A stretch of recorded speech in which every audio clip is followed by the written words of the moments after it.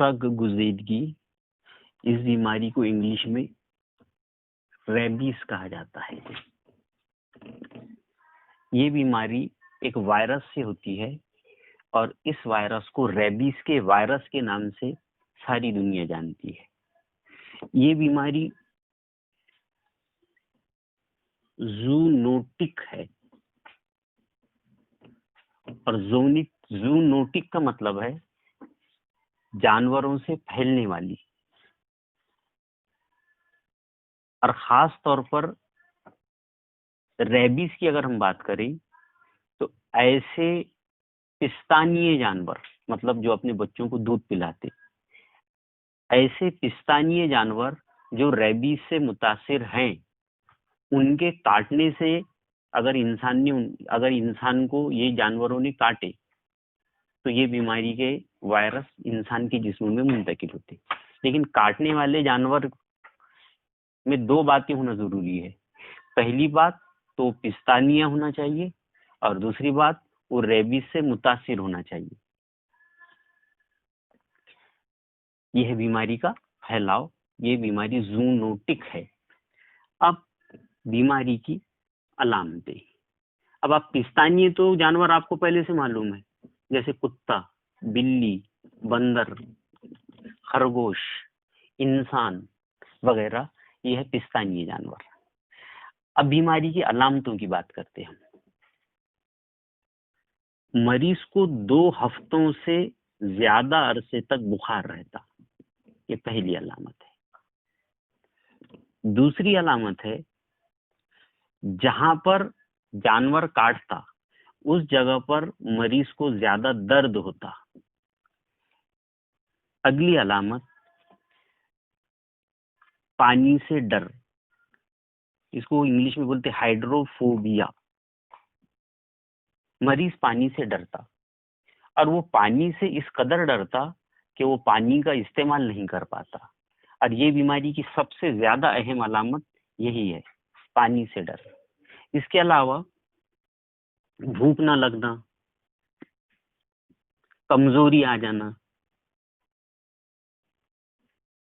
फालिज हो जाना। मरीज को फालिज हो जाता यानी उसके हाथ और पैर लागिर हो जाते। फिर एक और अहम अलामत है, उसके मुंह से लाबे दहन गिरता रहता, मतलब मरीज के मुंह से राल टपकते रहती। और ये सारी जो चीजें हैं, एक पानी से डर, दूसरे फालिज और तीसरे लाबे दहन का मुंह से खारिज होना, ये खास 3 अलामतें हैं इसकी। इन अलामतों से ये समझ में आता कि ये मरीज का जो दिमाग है, वो दिमाग बहुत ज्यादा मुतासिर हो जाता और दिमाग पर हमला करने वाले असल में रेबीज के वायरस रहते। रेबीज के वायरस के हमले की वजह से दिमाग और जिस्म का ताल्लुक जो होना चाहिए वो नहीं रहता, जिसकी वजह से ये मसले सामने आते।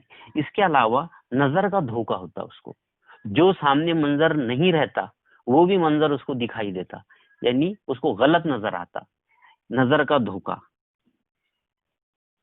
मरीज को बार बार दौरे पड़ते और दौरे पड़ने की वजह से आखिरकार दौरे पड़ने की वजह से मर जाता, वो एक्सपायर हो जाता। अब बीमारी के लिए एहतियाती तदाबीर क्या है?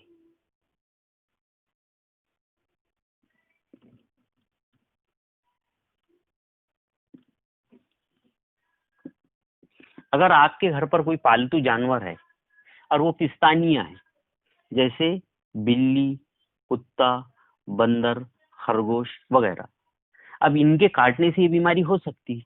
इसीलिए एहतियात के तौर पर इन जानवरों को रेबीज का टीका दे देना चाहिए ताकि उनको ये बीमारी ना हो।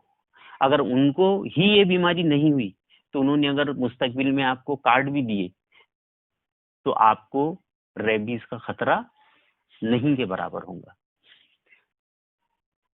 अब अगर हमको किसी जानवर ने काटा तो जख्म की जगह को साबुन से अच्छी तरह से धो लेना चाहिए। क्या फायदा होगा इससे? जख्म की जगह धोने से जो काटने की वजह से वहां पर रेबीज के वायरस पहुंचे, उनका ज्यादातर उनकी तादाद जो है वो धुल जाएंगी, यानी हमारे ऊपर रेबीज का जो असर है वो कम होगा। और तीसरी बात, अगर हमको खुदा ना खास्ता कोई पिस्तानिये ने काटा तो हमने रेबीज का टीका ले लेना चाहिए, ताकि मुस्तकबिल में हमको ये बीमारी ना हो। एक चीज और ध्यान में रखना कि रेबीज के जो वायरस है वो 75 से 90 से 175 दिन के बाद जिस्म पर अटैक करते, यानी जब हमारे जिस्म में वो दाखिल होते तो दाखिल होने के बाद फौरन वो अपना अमल शुरू नहीं करते, वो इंसान को नुकसान पहुंचाना शुरू नहीं करते। ये नुकसान पहुंचाना शुरू करने के लिए कम से कम 90 और ज्यादा से ज्यादा 175 दिन का अरसा लगता। और इसीलिए रेबीज का जो टीका है वो जानवर के काटने के बाद दिया जाता। क्यों? क्योंकि रेबीज के वायरस जिस्म में दाखिल होते ही अपना असर नहीं बताते।